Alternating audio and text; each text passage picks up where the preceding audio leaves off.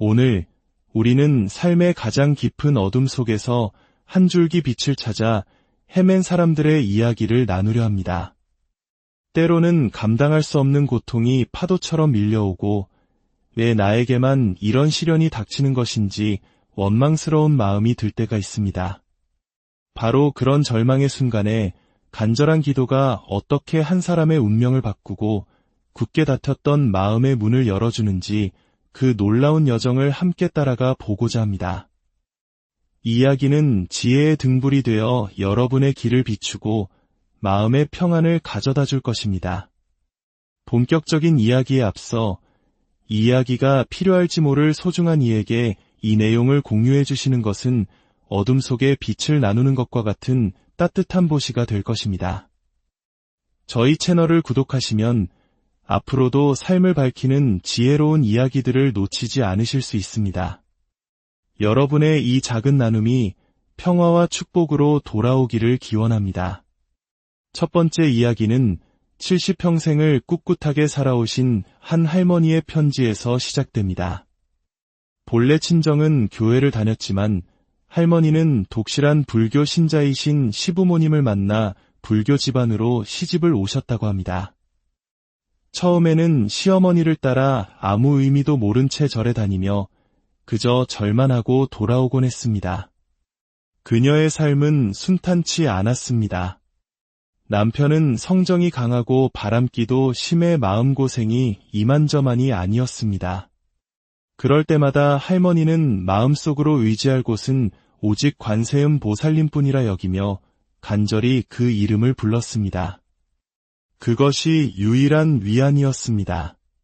그러던 어느 날 하늘이 무너지는 듯한 비극이 찾아왔습니다. 삼형제 중에서도 유난히 효심이 깊었던 큰아들이 불의의 사고로 먼저 세상을 떠나고 만 것입니다. 아들을 가슴에 묻은 어미의 마음은 잿더미가 되었고 세상 모든 빛을 잃은 듯 깊은 우울감에 빠져 하루하루를 보냈습니다. 그렇게 황폐해진 마음으로 지내던 어느 날 이웃 동생이 바람이라도 쐬러 가자며 부산에서 열리는 친목 모임에 할머니를 이끌었습니다.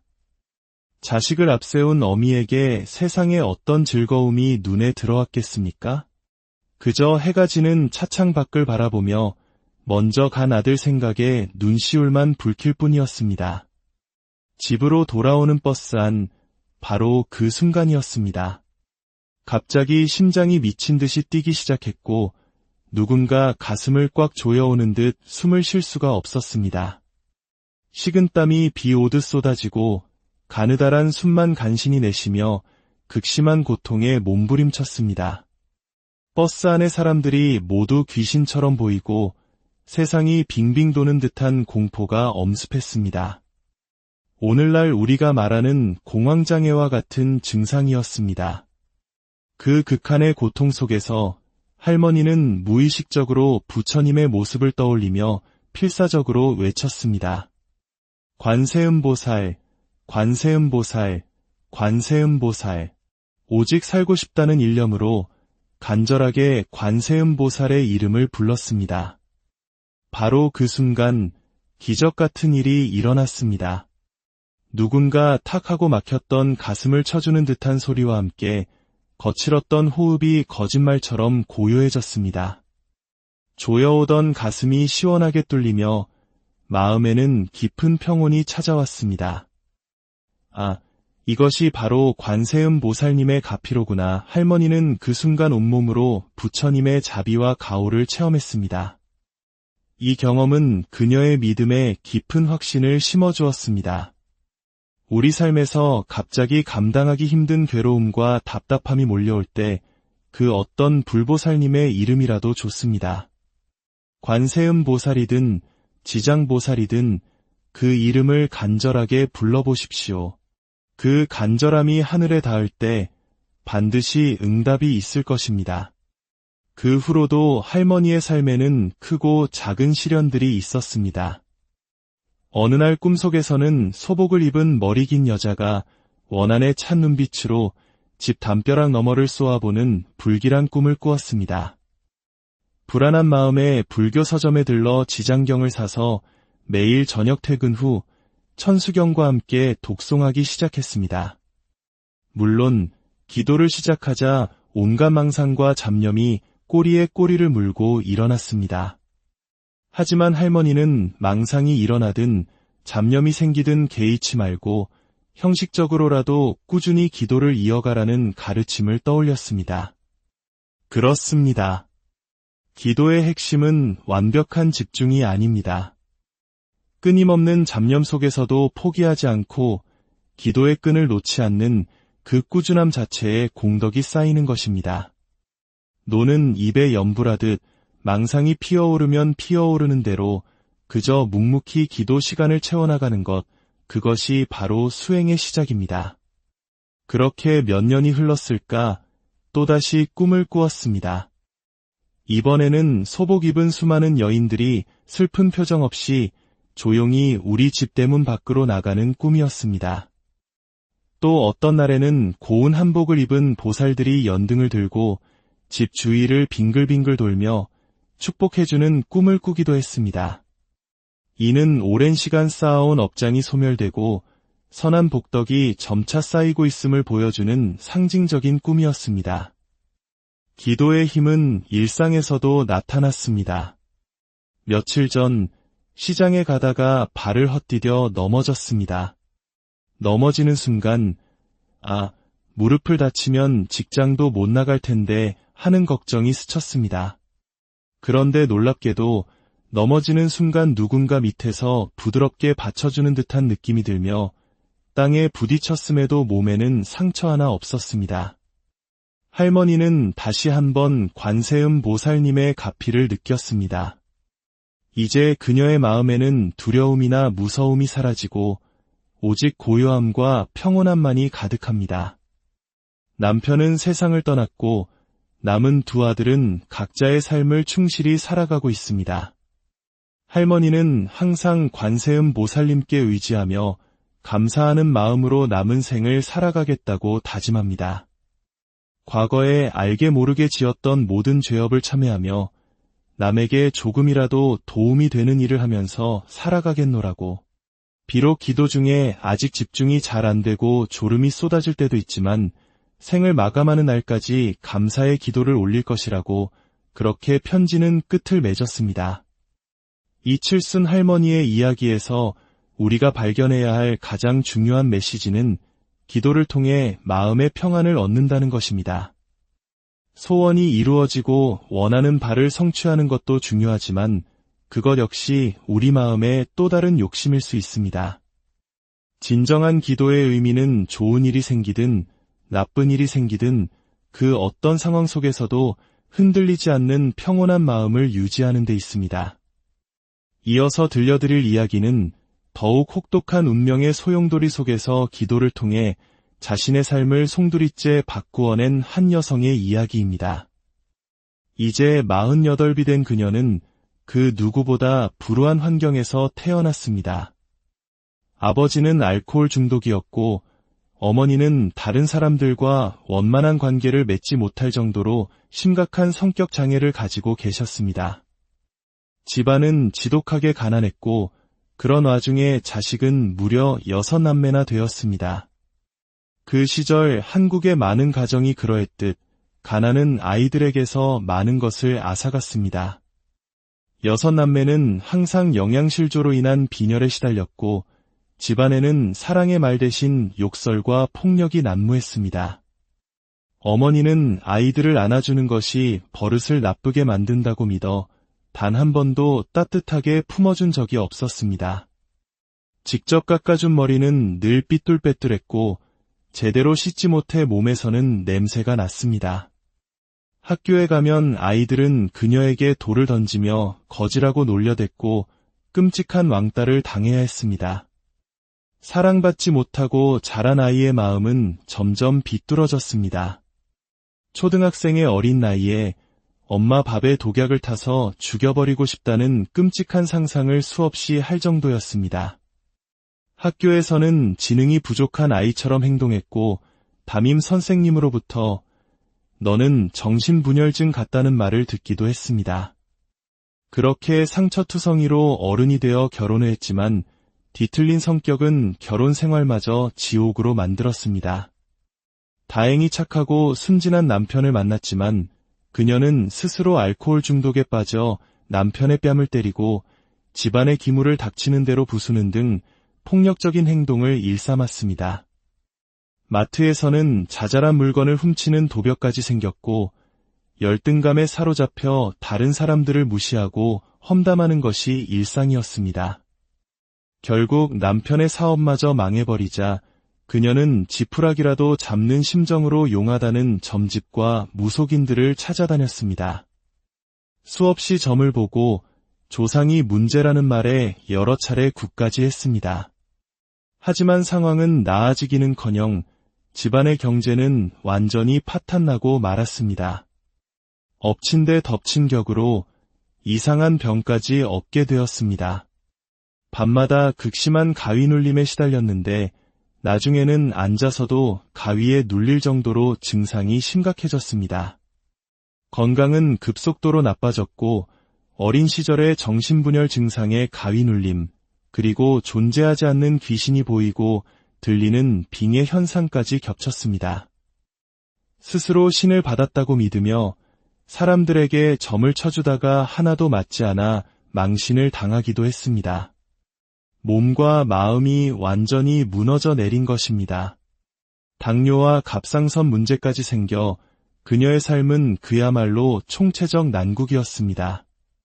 형제들은 그녀를 정신병원에 입원시키려 했지만 어린 두 아이를 돌봐줄 사람이 없어 그마저도 여의치 않았습니다.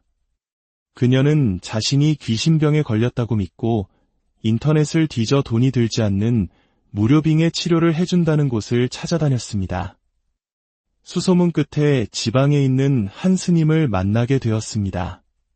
그는 법화경을 16번 베껴 쓰고 광명진언과 석가모니불, 관세음보살을 항상 외우라는 숙제를 내주었습니다. 아무리 힘들어도 하루에 몇 줄이라도 꾸준히 하라는 당부와 함께 그녀는 지푸라기라도 잡는 심정으로 그가 시키는 대로 했습니다. 사경을 하는 동안에도 귀에서는 끊임없이 이상한 소리가 들려왔지만 멈추지 않았습니다. 그런데 얼마 후 충격적인 사실을 알게 되었습니다. 그 스님은 사실 스님 행세를 하던 사기꾼이었고 퇴마를 빙자해 여성들을 상대로 몹쓸 짓을 저지르다 구속되었다는 소식이었습니다. 하지만 묘하게도 그녀는 그 사기꾼에게서 올바른 수행법을 배웠던 것입니다. 법화경을 사경하고 불보살의 이름을 염불하는 것. 이것이야말로 불교의 가장 핵심적인 수행법 중 하나였기 때문입니다. 어쩌면 전생에 지어온 한 가닥 성근이 있었기에 사기꾼을 만났어도 바른 법을 배울 수 있었던 것인지 모릅니다. 인생은 이처럼 알 수 없는 인연의 연속입니다. 그렇게 2년 동안 법화경을 14번 베껴 쓰고 끊임없이 염불을 이어가자 그녀의 마음속에 작은 지혜의 싹이 트기 시작했습니다. 점집의 불상이 아니라 경전 속에 담긴 부처님의 진짜 가르침을 믿어야겠다는 확신이 들었습니다. 그녀에게는 아들과 딸, 두 아이가 삶의 유일한 희망이었습니다. 불우했던 자신의 어린 시절을 보상이라도 하듯 아이들에게는 늘 사랑한다고 말해주고 듬뿍 안아주며 키웠습니다. 아이들을 위해서라도 어떻게든 살아야겠다는 생각에 기도의 끈을 더욱 단단히 붙잡았습니다. 기도의 힘은 조금씩 나타나기 시작했습니다. 밤마다 찾아오던 극심한 가위 눌림도 관세음보살을 부르자 신기하게도 풀리곤 했습니다. 그런 경험이 반복되면서 마침내 편안하게 잠을 이룰 수 있게 되었습니다. 끊임없는 염불 수행 속에서 그녀는 3가지 중요한 깨달음을 얻었습니다. 첫째, 법화경의 가르침대로 관세음보살 염불을 더욱 열심히 해야겠다. 둘째, 아무리 힘들어도 스스로 목숨을 끊는 것은 나를 죽이는 살인 행위이므로 절대로 자살하지 말자. 그리고 가장 중요한 셋째, 윤회는 분명히 존재하며 지금 내가 겪는 이 모든 고통은 남의 탓이 아닌 바로 내가 과거에 지은 업보의 결과라는 것을 100% 믿게 된 것입니다. 이 깨달음은 그녀의 삶을 바꾸는 전환점이 되었습니다. 이전에는 모든 불행을 남의 탓으로 돌렸지만 이제는 어떤 괴로움이 닥쳐와도 올 것이 왔구나. 이것은 다 내 업보이다라고 받아들이게 되었습니다. 예전 같았으면 하늘을 원망하고 남을 탓했을 고통의 순간들을 묵묵히 기도로 전환시켰습니다. 기도를 하는 동안에도 시련은 계속되었습니다. 하지만 그녀는 이제 흔들리지 않았습니다. 오히려 크게 받을 업보를 기도의 힘으로 작게 받고 있구나라는 믿음이 생겼습니다. 7년 동안 집에 들어오지 않던 남편이 찾아와 이혼을 요구했을 때도 그녀는 올 것이 왔구나 하며 남편 앞에 무릎을 꿇고 눈물로 참회했습니다. 과거 자신이 남편에게 저질렀던 모진 행동들이 떠오르며 진심으로 용서를 빌었습니다. 삶의 희망이었던 아들이 고등학생이 되어 술, 담배, 가출을 일삼는 불량 학생이 되었을 때도 남편이 다시 알코올 중독에 빠져 자살 소동을 벌였을 때도 그녀는 주문처럼 되뇌었습니다. 올 것이 왔구나. 다 내 업보이니 기도로서 이겨내리라. 그렇게 기도로서 모든 풍파를 감내하며 긴 시간이 흘렀습니다. 그리고 마침내 그녀의 삶에 기적이 찾아오기 시작했습니다. 남편은 사업 실패로 인한 막대한 빚을 거의 다 갚게 되었습니다. 평생 자식들에게 사랑을 주지 못했던 친정어머니는 놀랍도록 자상한 할머니가 되어 가족의 든든한 버팀목이 되어주었습니다. 남편은 알코올 중독에서 벗어나 성실한 가장이 되었고 가출을 일삼던 아들은 무사히 학교를 졸업하고 직장 생활에 잘 적응하고 있습니다. 전교 꼴찌를 도맡아 하던 딸은 좋은 직장에 취업해 봉사활동까지 하며 밝게 살아가고 있습니다. 그녀 자신도 오랫동안 복용하던 약을 모두 끊을 만큼 건강을 되찾았고 원만해진 대인관계 덕분에 한 직장에서 5년 이상 꾸준히 일하고 있습니다. 심지어 다른 종교를 믿던 막내 동생은 언니의 변화를 보고 불교로 개종하여 누구보다 열심히 수행하고 있다고 합니다. 한 사람의 인생을 나락으로 떨어뜨렸던 그 모든 고통과 불행이 오직 기도와 모든 것은 내 탓이라는 진실한 참회의 힘으로 눈 녹듯 사라진 것입니다. 그녀는 말합니다. 조현병, 정신분열, 가위눌림, 빙해 등으로 고통받는 사람들에게 꼭 전하고 싶다고. 절대로 자신을 포기하지 말고 부처님께 간절히 기도하라고. 모든 고통의 원인은 바로 나 자신에게 있음을 깨닫고 진심으로 참회하며 기도할 때 반드시 그 업장이 소멸되고 새로운 삶이 펼쳐질 것이라고 말입니다. 이처럼 우리 앞에 펼쳐지는 좋은 일도 나쁜 일도 모두 내가 지은 업의 결과입니다. 불교에서는 이것을 인과응보라 합니다. 지금부터 들려드릴 부처님 시대의 이야기들 속에는 이 묘하고도 깊은 업보와 인연의 도리가 더욱 선명하게 담겨 있습니다. 먼 옛날 꾸마라 까사파라는 뛰어난 스님이 있었습니다. 그는 태어나기 전부터 기구한 운명을 타고났습니다. 그의 어머니는 부유한 상인의 딸이었는데 깊은 신심으로 출가하여 비구니가 되었습니다. 그런데 출가한 지 얼마 지나지 않아 뱃속에 아이가 자라고 있다는 사실을 알게 되었습니다. 출가 전에 이미 잉태했던 것입니다. 이 일로 인해 비구니는 승단에서 쫓겨날 위기에 처했지만 부처님의 지혜로운 판결 덕분에 억울함을 풀고 아들을 낳을 수 있었습니다. 그렇게 태어난 아이가 바로 꾸마라 까사파였습니다. 그는 7살에 출가하여 어린 나이에 모든 번뇌와 욕망이 사라진 거룩한 경지, 아라한이 되었습니다. 어머니 비구니는 아들이 출가한 뒤에도 아들에 대한 그리움과 집착을 버리지 못했습니다. 20년 만에 아들을 다시 만났을 때 그녀는 아들아 하고 부르며 달려가다 옷에 걸려 넘어지기까지 했습니다. 하지만 아라한이 된 아들은 감정에 휩쓸리지 않고 지혜로서 상황을 바라보았습니다. 지금 어머니에게 따뜻한 말을 건넨다면 어머니는 아들에 대한 집착에서 벗어나지 못해 수행에 방해만 될 것이라 판단했습니다. 아들은 차갑게 말했습니다. 수행자가 되어서도 아직 세상의 집착을 버리지 못했습니까? 그 모진 말에 어머니는 큰 충격을 받았고 아들에 대한 정남이가 뚝 떨어졌습니다. 그날 이후 그녀는 아들 생각을 깨끗이 지워버리고 오직 수행에만 전념하여 마침내 그녀 또한 아라한이 되었습니다. 부처님께서는 이 모자의 특별한 인연에 대해 이렇게 설명하셨습니다. 먼 과거 전생, 그들은 어미 사슴과 뱃속의 새끼 사슴이었습니다. 어미 사슴이 사냥꾼에게 제물로 바쳐질 차례가 되었을 때 새끼를 낳을 때까지만 순서를 미뤄달라고 애원했지만 거절당했습니다. 그때 다른 무리의 자비로운 사슴왕이 그 어미 사슴을 가엾게 여겨 자신이 대신 죽으러 갔습니다. 그 희생에 감동한 인간왕은 모든 사슴 사냥을 멈추었습니다. 그때 그 자비로운 사슴왕이 바로 부처님의 전생이었고 어미 사슴과 새끼 사슴이 바로 꾸마라 까사파와 그의 어머니였습니다. 이처럼 이번 생에 만나는 모든 인연은 과거 전생에서부터 깊이 이어져 내려온 것입니다. 또 다른 이야기가 있습니다. 전타월이라는 왕에게는 사랑하는 둘째 부인이 있었습니다. 그녀가 아들을 임신하자 다른 왕비들은 질투심에 사로잡혀 왕에게 그녀와 뱃속의 아이가 나라에 큰 재앙을 가져올 것이라는 거짓 점괘를 고하게 했습니다.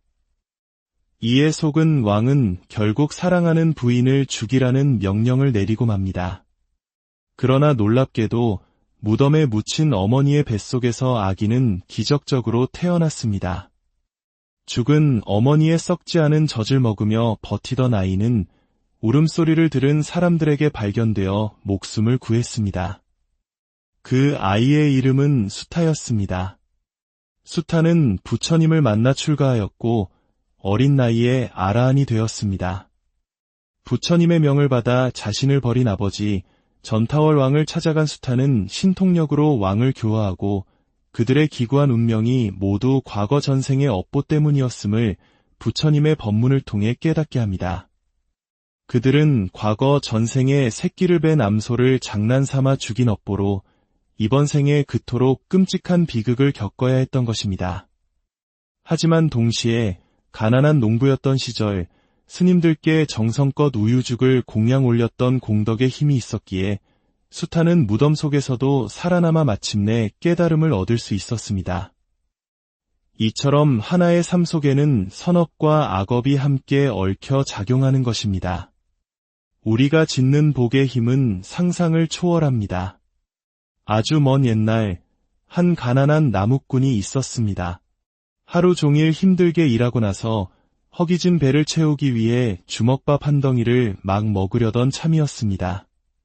그때 마침 탁발을 나온 한 스님과 눈이 마주쳤는데 스님의 바루가 텅 비어 있었습니다. 나무꾼은 순간 갈등했습니다. 이 주먹밥은 자신의 유일한 한 끼 식사였기 때문입니다. 하지만 그는 이내 결심했습니다. 내가 이토록 가난하게 사는 것은 전생에 복을 짓지 않았기 때문이다. 이번 생에라도 복을 지어야 다음 생에는 이 고통에서 벗어날 수 있다. 그는 정성스러운 마음으로 자신의 주먹밥을 스님께 전부 공양 올리며 발언했습니다. 이 공양의 공덕으로 다음 생부터는 태어날 때마다 먹고 사는데 아무런 어려움이 없게 해주십시오. 공교롭게도 그 스님은 평범한 스님이 아닌 깨달음을 얻은 아라한이었습니다. 성자에게 올린 순수한 공양의 힘은 실로 엄청났습니다. 나무꾼은 그 공덕으로 죽은 뒤 하늘 세계에 태어나 오랜 세월 행복을 누렸고 다시 인간으로 태어났을 때는 부처님을 만나 스님이 되었습니다. 그리고 전생에 발언했던 대로 그는 아무리 흉년이 들어도 탁발을 나갈 때마다 바루의 음식이 가득 차는 놀라운 복을 누리게 되었습니다. 주먹밥 한 덩이의 보시가 이토록 큰 복을 가져온 것입니다. 중요한 것은 양이 아니라 베푸는 이의 정성스러운 마음입니다. 오늘 우리가 함께 나눈 이야기들은 모두 하나의 진리를 가리키고 있습니다. 우리의 삶은 우연의 결과물이 아니라 내가 지은 생각과 말과 행동이 쌓여 만들어진 필연의 결과물이라는 것입니다. 행복을 원하십니까? 그렇다면 행복의 씨앗을 심어야 합니다. 기쁜 마음으로 베풀고 간절한 마음으로 기도하며 항상 맑고 깨끗한 마음을 쓰려고 노력하십시오. 처음에는 아무런 변화가 없는 것처럼 느껴질지 모릅니다. 하지만 1년, 2년, 10년이 지나 되돌아보면 여러분의 삶은 분명 더 나은 방향으로 변화해 있을 것입니다. 복을 짓는 사람에게는 결코 불행이 오래 머물지 못합니다. 여러분의 마음에 선업의 창고를 가득 채워나가십시오. 그 복과 선업과 공덕의 힘이 여러분을 오늘 우리는 삶의 가장 깊은 어둠 속에서 한 줄기 빛을 찾아 헤맨 사람들의 이야기를 나누려 합니다. 때로는 감당할 수 없는 고통이 파도처럼 밀려오고 왜 나에게만 이런 시련이 닥치는 것인지 원망스러운 마음이 들 때가 있습니다. 바로 그런 절망의 순간에 간절한 기도가 어떻게 한 사람의 운명을 바꾸고 굳게 닫혔던 마음의 문을 열어주는지 그 놀라운 여정을 함께 따라가 보고자 합니다. 이 이야기는 지혜의 등불이 되어 여러분의 길을 비추고 마음의 평안을 가져다 줄 것입니다. 본격적인 이야기에 앞서 이 이야기가 필요할지 모를 소중한 이에게 이 내용을 공유해 주시는 것은 어둠 속에 빛을 나누는 것과 같은 따뜻한 보시가 될 것입니다. 저희 채널을 구독하시면 앞으로도 삶을 밝히는 지혜로운 이야기들을 놓치지 않으실 수 있습니다. 여러분의 이 작은 나눔이 평화와 축복으로 돌아오기를 기원합니다. 첫 번째 이야기는 70평생을 꿋꿋하게 살아오신 한 할머니의 편지에서 시작됩니다. 본래 친정은 교회를 다녔지만 할머니는 독실한 불교 신자이신 시부모님을 만나 불교 집안으로 시집을 오셨다고 합니다. 처음에는 시어머니를 따라 아무 의미도 모른 채 절에 다니며 그저 절만 하고 돌아오곤 했습니다. 그녀의 삶은 순탄치 않았습니다. 남편은 성정이 강하고 바람기도 심해 마음고생이 이만저만이 아니었습니다. 그럴 때마다 할머니는 마음속으로 의지할 곳은 오직 관세음 보살님뿐이라 여기며 간절히 그 이름을 불렀습니다. 그것이 유일한 위안이었습니다. 그러던 어느 날 하늘이 무너지는 듯한 비극이 찾아왔습니다. 삼형제 중에서도 유난히 효심이 깊었던 큰아들이 불의의 사고로 먼저 세상을 떠나고 만 것입니다. 아들을 가슴에 묻은 어미의 마음은 잿더미가 되었고 세상 모든 빛을 잃은 듯 깊은 우울감에 빠져 하루하루를 보냈습니다. 그렇게 황폐해진 마음으로 지내던 어느 날 이웃 동생이 바람이라도 쐬러 가자며 부산에서 열리는 친목 모임에 할머니를 이끌었습니다. 자식을 앞세운 어미에게 세상에 어떤 즐거움이 눈에 들어왔겠습니까? 그저 해가 지는 차창 밖을 바라보며 먼저 간 아들 생각에 눈시울만 붉힐 뿐이었습니다. 집으로 돌아오는 버스 안 바로 그 순간이었습니다.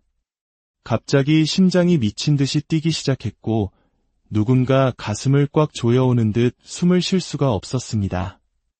식은땀이 비 오듯 쏟아지고 가느다란 숨만 간신히 내쉬며 극심한 고통에 몸부림쳤습니다. 버스 안의 사람들이 모두 귀신처럼 보이고 세상이 빙빙 도는 듯한 공포가 엄습했습니다. 오늘날 우리가 말하는 공황장애와 같은 증상이었습니다. 그 극한의 고통 속에서 할머니는 무의식적으로 부처님의 모습을 떠올리며 필사적으로 외쳤습니다. 관세음보살, 관세음보살, 관세음보살. 오직 살고 싶다는 일념으로 간절하게 관세음보살의 이름을 불렀습니다. 바로 그 순간 기적 같은 일이 일어났습니다. 누군가 탁 하고 막혔던 가슴을 쳐주는 듯한 소리와 함께 거칠었던 호흡이 거짓말처럼 고요해졌습니다. 조여오던 가슴이 시원하게 뚫리며 마음에는 깊은 평온이 찾아왔습니다. 아, 이것이 바로 관세음 보살님의 가피로구나. 할머니는 그 순간 온몸으로 부처님의 자비와 가호를 체험했습니다. 이 경험은 그녀의 믿음에 깊은 확신을 심어주었습니다. 우리 삶에서 갑자기 감당하기 힘든 괴로움과 답답함이 몰려올 때 그 어떤 불보살님의 이름이라도 좋습니다. 관세음 보살이든 지장보살이든 그 이름을 간절하게 불러보십시오. 그 간절함이 하늘에 닿을 때 반드시 응답이 있을 것입니다. 그 후로도 할머니의 삶에는 크고 작은 시련들이 있었습니다. 어느 날 꿈속에서는 소복을 입은 머리 긴 여자가 원한에 찬 눈빛으로 집 담벼락 너머를 쏘아보는 불길한 꿈을 꾸었습니다. 불안한 마음에 불교 서점에 들러 지장경을 사서 매일 저녁 퇴근 후 천수경과 함께 독송하기 시작했습니다. 물론 기도를 시작하자 온갖 망상과 잡념이 꼬리에 꼬리를 물고 일어났습니다. 하지만 할머니는 망상이 일어나든 잡념이 생기든 개의치 말고 형식적으로라도 꾸준히 기도를 이어가라는 가르침을 떠올렸습니다. 그렇습니다. 기도의 핵심은 완벽한 집중이 아닙니다. 끊임없는 잡념 속에서도 포기하지 않고 기도의 끈을 놓지 않는 그 꾸준함 자체에 공덕이 쌓이는 것입니다. 노는 입에 염불하듯 망상이 피어오르면 피어오르는 대로 그저 묵묵히 기도 시간을 채워나가는 것, 그것이 바로 수행의 시작입니다. 그렇게 몇 년이 흘렀을까 또다시 꿈을 꾸었습니다. 이번에는 소복 입은 수많은 여인들이 슬픈 표정 없이 조용히 우리 집 대문 밖으로 나가는 꿈이었습니다.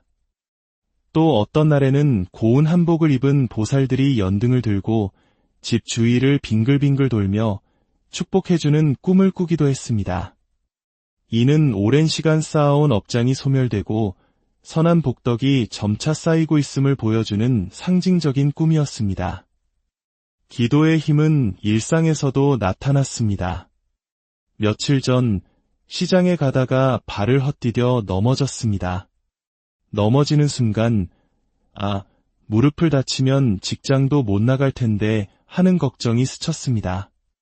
그런데 놀랍게도 넘어지는 순간 누군가 밑에서 부드럽게 받쳐주는 듯한 느낌이 들며 땅에 부딪혔음에도 몸에는 상처 하나 없었습니다. 할머니는 다시 한번 관세음 보살님의 가피를 느꼈습니다.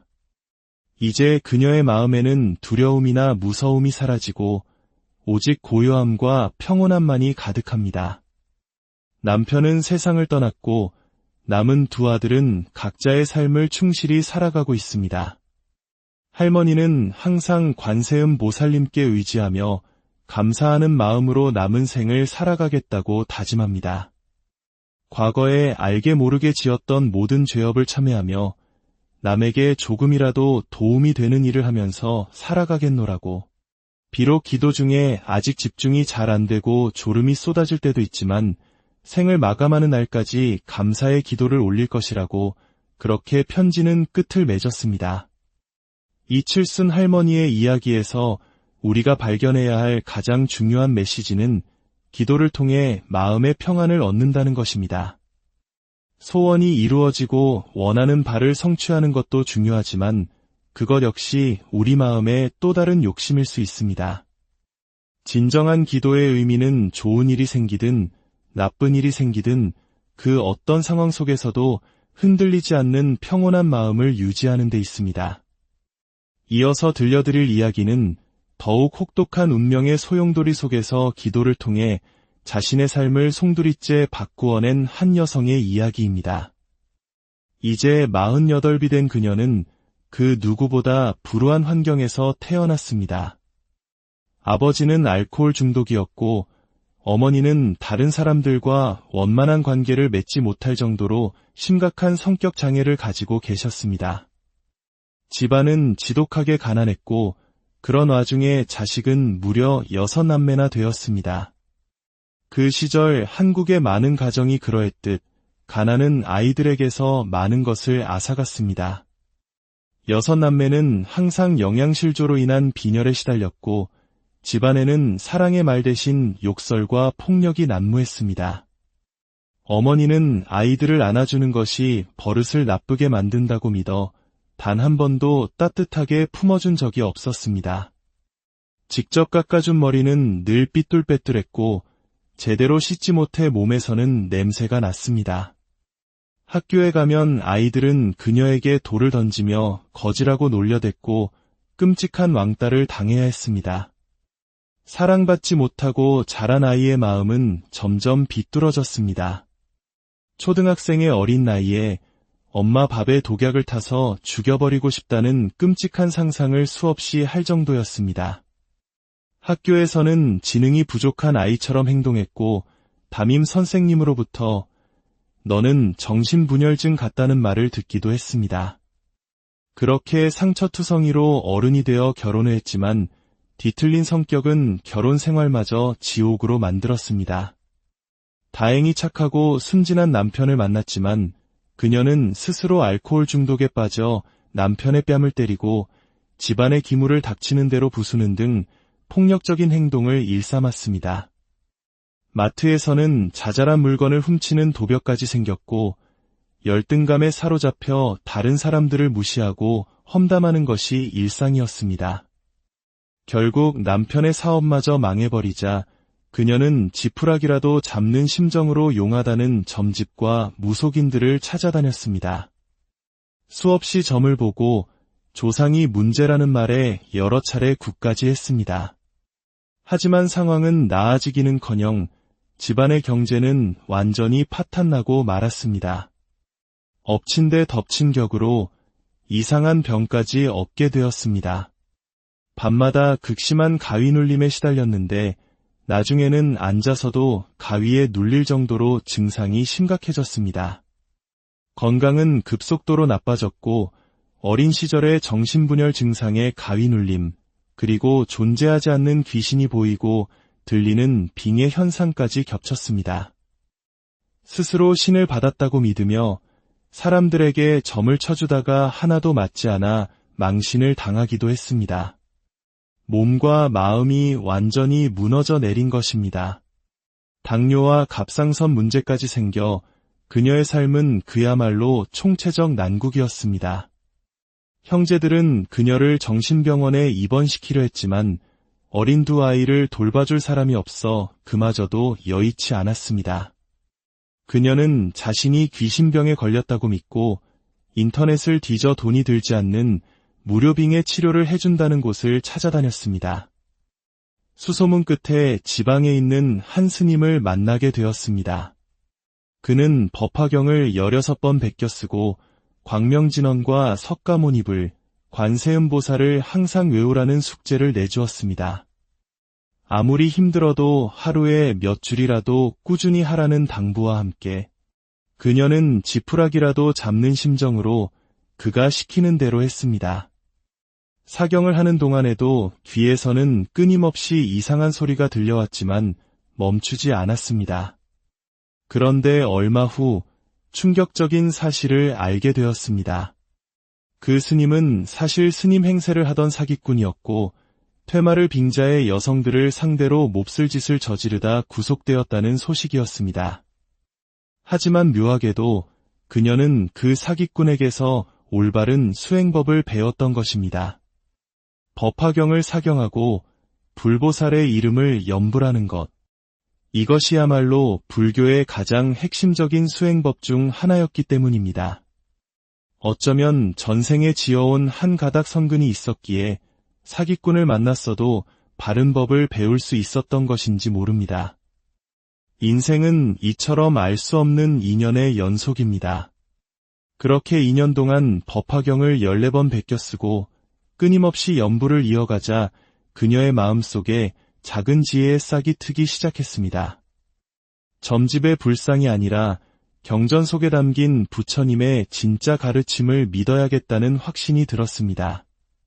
그녀에게는 아들과 딸, 두 아이가 삶의 유일한 희망이었습니다. 불우했던 자신의 어린 시절을 보상이라도 하듯 아이들에게는 늘 사랑한다고 말해주고 듬뿍 안아주며 키웠습니다. 아이들을 위해서라도 어떻게든 살아야겠다는 생각에 기도의 끈을 더욱 단단히 붙잡았습니다. 기도의 힘은 조금씩 나타나기 시작했습니다. 밤마다 찾아오던 극심한 가위 눌림도 관세음보살을 부르자 신기하게도 풀리곤 했습니다. 그런 경험이 반복되면서 마침내 편안하게 잠을 이룰 수 있게 되었습니다. 끊임없는 염불수행 속에서 그녀는 3가지 중요한 깨달음을 얻었습니다.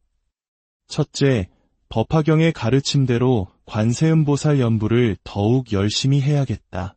둘째, 아무리 힘들어도 스스로 목숨을 끊는 것은 나를 죽이는 살인 행위이므로 절대로 자살하지 말자. 그리고 가장 중요한 셋째, 윤회는 분명히 존재하며 지금 내가 겪는 이 모든 고통은 남의 탓이 아닌 바로 내가 과거에 지은 업보의 결과라는 것을 100% 믿게 된 것입니다. 이 깨달음은 그녀의 삶을 바꾸는 전환점이 되었습니다. 이전에는 모든 불행을 남의 탓으로 돌렸지만 이제는 어떤 괴로움이 닥쳐와도 올 것이 왔구나. 이것은 다 내 업보이다라고 받아들이게 되었습니다. 예전 같았으면 하늘을 원망하고 남을 탓했을 고통의 순간들을 묵묵히 기도로 전환시켰습니다. 기도를 하는 동안에도 시련은 계속되었습니다. 하지만 그녀는 이제 흔들리지 않았습니다. 오히려 크게 받을 업보를 기도의 힘으로 작게 받고 있구나라는 믿음이 생겼습니다. 7년 동안 집에 들어오지 않던 남편이 찾아와 이혼을 요구했을 때도 그녀는 올 것이 왔구나 하며 남편 앞에 무릎을 꿇고 눈물로 참회했습니다. 과거 자신이 남편에게 저질렀던 모진 행동들이 떠오르며 진심으로 용서를 빌었습니다. 삶의 희망이었던 아들이 고등학생이 되어 술, 담배, 가출을 일삼는 불량학생이 되었을 때도 남편이 다시 알코올 중독에 빠져 자살 소동을 벌였을 때도 그녀는 주문처럼 되뇌었습니다. 올 것이 왔구나. 다 내 업보이니 기도로서 이겨내리라. 그렇게 기도로서 모든 풍파를 감내하며 긴 시간이 흘렀습니다. 그리고 마침내 그녀의 삶에 기적이 찾아오기 시작했습니다. 남편은 사업 실패로 인한 막대한 빚을 거의 다 갚게 되었습니다. 평생 자식들에게 사랑을 주지 못했던 친정어머니는 놀랍도록 자상한 할머니가 되어 가족의 든든한 버팀목이 되어주었습니다. 남편은 알코올 중독에서 벗어나 성실한 가장이 되었고 가출을 일삼던 아들은 무사히 학교를 졸업하고 직장 생활에 잘 적응하고 있습니다. 전교 꼴찌를 도맡아 하던 딸은 좋은 직장에 취업해 봉사활동까지 하며 밝게 살아가고 있습니다. 그녀 자신도 오랫동안 복용하던 약을 모두 끊을 만큼 건강을 되찾았고 원만해진 대인관계 덕분에 한 직장에서 5년 이상 꾸준히 일하고 있습니다. 심지어 다른 종교를 믿던 막내 동생은 언니의 변화를 보고 불교로 개종하여 누구보다 열심히 수행하고 있다고 합니다. 한 사람의 인생을 나락으로 떨어뜨렸던 그 모든 고통과 불행이 오직 기도와 모든 것은 내 탓이라는 진실한 참회의 힘으로 눈 녹듯 사라진 것입니다. 그녀는 말합니다. 조현병, 정신분열, 가위눌림, 빙해 등으로 고통받는 사람들에게 꼭 전하고 싶다고. 절대로 자신을 포기하지 말고 부처님께 간절히 기도하라고. 모든 고통의 원인은 바로 나 자신에게 있음을 깨닫고 진심으로 참회하며 기도할 때 반드시 그 업장이 소멸되고 새로운 삶이 펼쳐질 것이라고 말입니다. 이처럼 우리 앞에 펼쳐지는 좋은 일도 나쁜 일도 모두 내가 지은 업의 결과입니다. 불교에서는 이것을 인과응보라 합니다. 지금부터 들려드릴 부처님 시대의 이야기들 속에는 이 묘하고도 깊은 업보와 인연의 도리가 더욱 선명하게 담겨 있습니다. 먼 옛날 꾸마라 까사파라는 뛰어난 스님이 있었습니다. 그는 태어나기 전부터 기구한 운명을 타고났습니다. 그의 어머니는 부유한 상인의 딸이었는데 깊은 신심으로 출가하여 비구니가 되었습니다. 그런데 출가한 지 얼마 지나지 않아 뱃속에 아이가 자라고 있다는 사실을 알게 되었습니다. 출가 전에 이미 잉태했던 것입니다. 이 일로 인해 비구니는 승단에서 쫓겨날 위기에 처했지만 부처님의 지혜로운 판결 덕분에 억울함을 풀고 아들을 낳을 수 있었습니다. 그렇게 태어난 아이가 바로 꾸마라 까사파였습니다. 그는 7살에 출가하여 어린 나이에 모든 번뇌와 욕망이 사라진 거룩한 경지, 아라한이 되었습니다. 어머니 비구니는 아들이 출가한 뒤에도 아들에 대한 그리움과 집착을 버리지 못했습니다. 20년 만에 아들을 다시 만났을 때 그녀는 아들아 하고 부르며 달려가다 옷에 걸려 넘어지기까지 했습니다. 하지만 아라한이 된 아들은 감정에 휩쓸리지 않고 지혜로서 상황을 바라보았습니다. 지금 어머니에게 따뜻한 말을 건넨다면 어머니는 아들에 대한 집착에서 벗어나지 못해 수행에 방해만 될 것이라 판단했습니다. 아들은 차갑게 말했습니다. 수행자가 되어서도 아직 세상의 집착을 버리지 못했습니까? 그 모진 말에 어머니는 큰 충격을 받았고 아들에 대한 정남이가 뚝 떨어졌습니다. 그날 이후 그녀는 아들 생각을 깨끗이 지워버리고 오직 수행에만 전념하여 마침내 그녀 또한 아라한이 되었습니다. 부처님께서는 이 모자의 특별한 인연에 대해 이렇게 설명하셨습니다.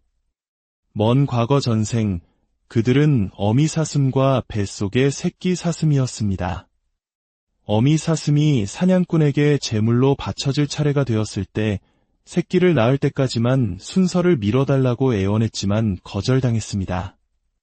그때 다른 무리의 자비로운 사슴왕이 그 어미 사슴을 가엾게 여겨 자신이 대신 죽으러 갔습니다. 그 희생에 감동한 인간왕은 모든 사슴 사냥을 멈추었습니다. 그때 그 자비로운 사슴왕이 바로 부처님의 전생이었고 어미 사슴과 새끼 사슴이 바로 꾸마라 까사파와 그의 어머니였습니다.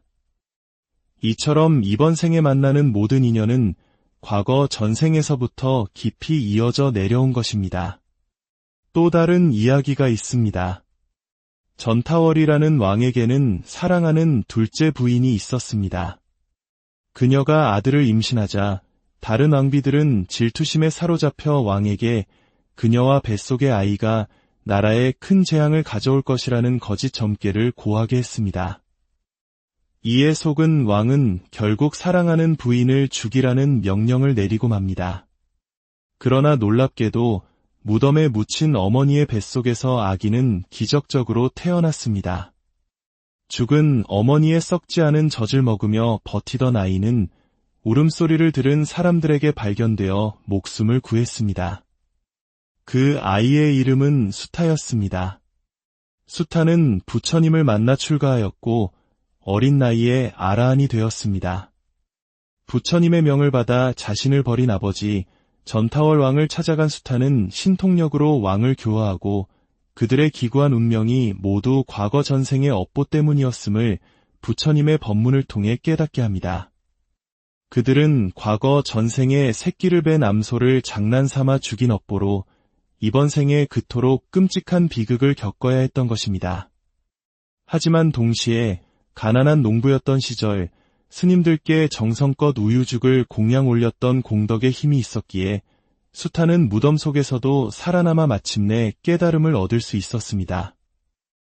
이처럼 하나의 삶 속에는 선업과 악업이 함께 얽혀 작용하는 것입니다.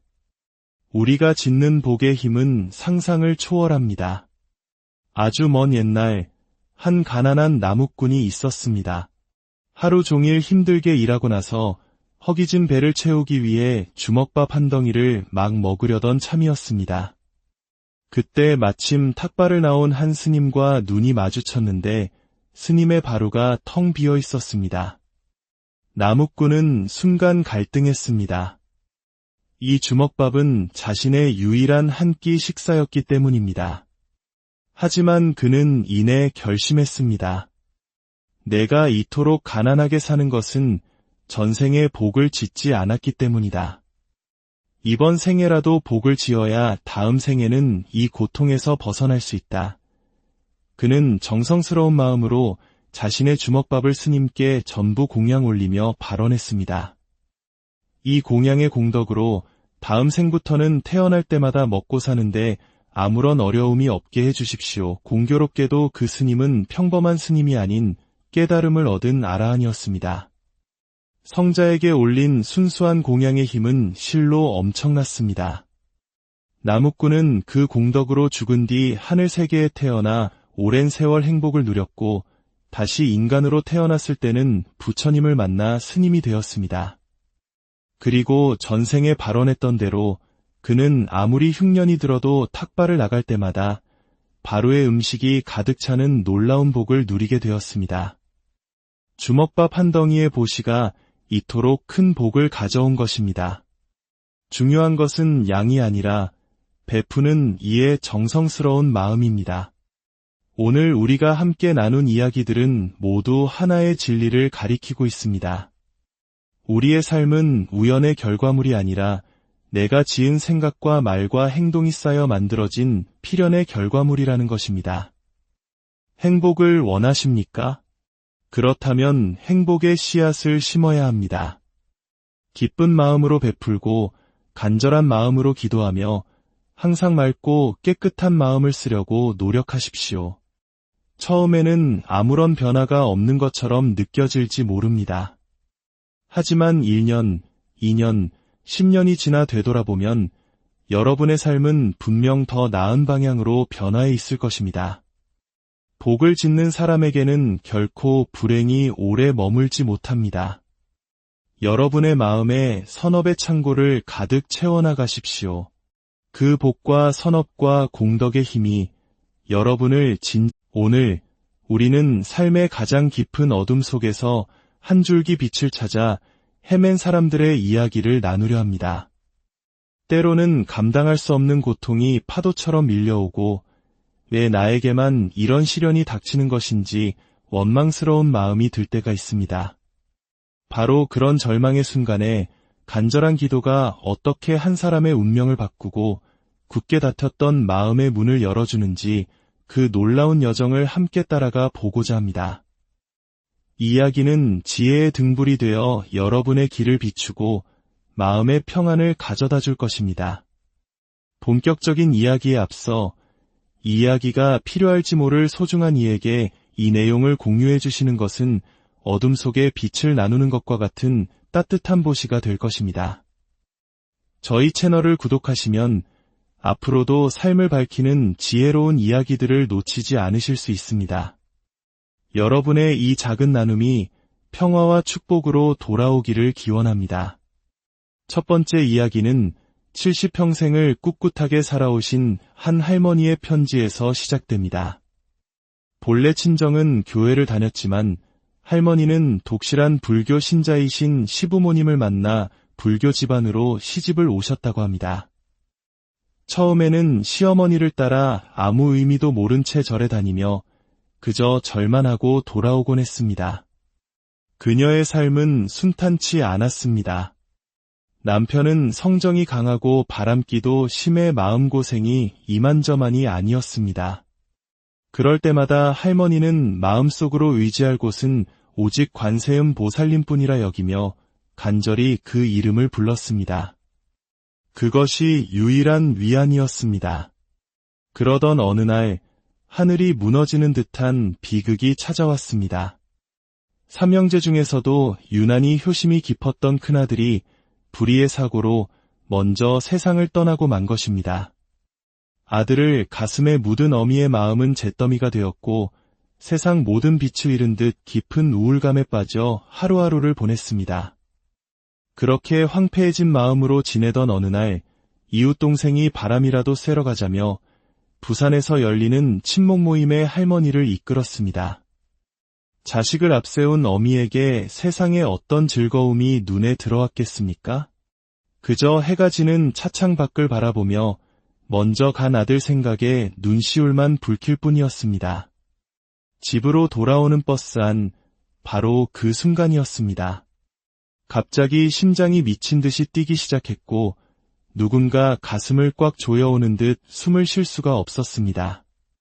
식은땀이 비 오듯 쏟아지고 가느다란 숨만 간신히 내쉬며 극심한 고통에 몸부림쳤습니다. 버스 안의 사람들이 모두 귀신처럼 보이고 세상이 빙빙 도는 듯한 공포가 엄습했습니다. 오늘날 우리가 말하는 공황장애와 같은 증상이었습니다.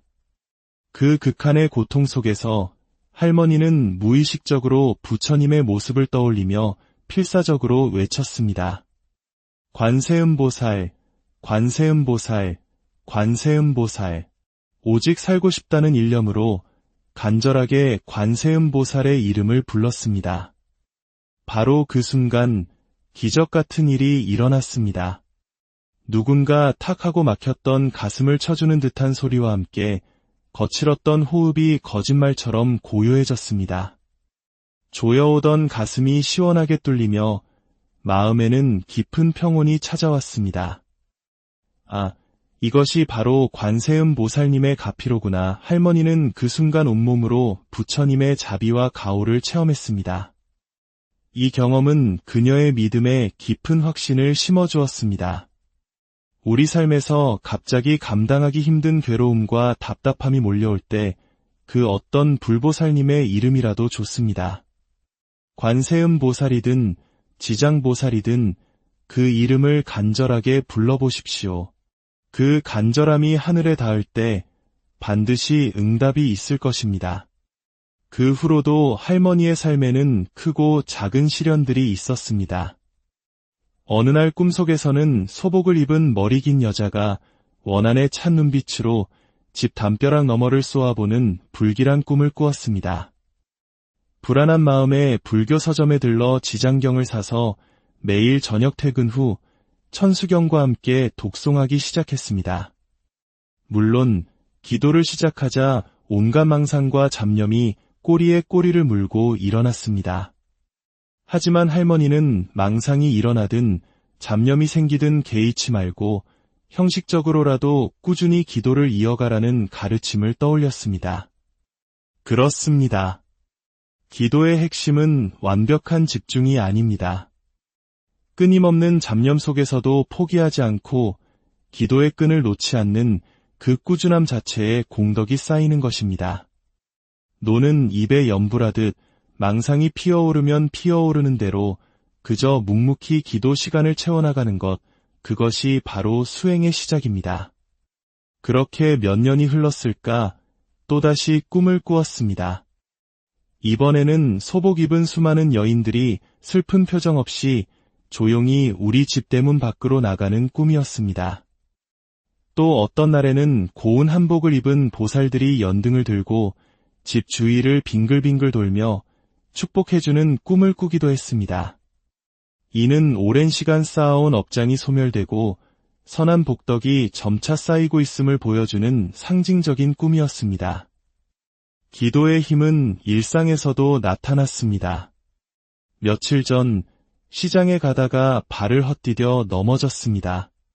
넘어지는 순간 무릎을 다치면 직장도 못 나갈 텐데 하는 걱정이 스쳤습니다. 그런데 놀랍게도 넘어지는 순간 누군가 밑에서 부드럽게 받쳐주는 듯한 느낌이 들며 땅에 부딪혔음에도 몸에는 상처 하나 없었습니다. 할머니는 다시 한번 관세음보살님의 가피를 느꼈습니다. 이제 그녀의 마음에는 두려움이나 무서움이 사라지고 오직 고요함과 평온함만이 가득합니다. 남편은 세상을 떠났고 남은 두 아들은 각자의 삶을 충실히 살아가고 있습니다. 할머니는 항상 관세음보살님께 의지하며 감사하는 마음으로 남은 생을 살아가겠다고 다짐합니다. 과거에 알게 모르게 지었던 모든 죄업을 참회하며 남에게 조금이라도 도움이 되는 일을 하면서 살아가겠노라고. 비록 기도 중에 아직 집중이 잘 안 되고 졸음이 쏟아질 때도 있지만 생을 마감하는 날까지 감사의 기도를 올릴 것이라고 그렇게 편지는 끝을 맺었습니다. 이칠순 할머니의 이야기에서 우리가 발견해야 할 가장 중요한 메시지는 기도를 통해 마음의 평안을 얻는다는 것입니다. 소원이 이루어지고 원하는 바를 성취하는 것도 중요하지만 그것 역시 우리 마음의 또 다른 욕심일 수 있습니다. 진정한 기도의 의미는 좋은 일이 생기든 나쁜 일이 생기든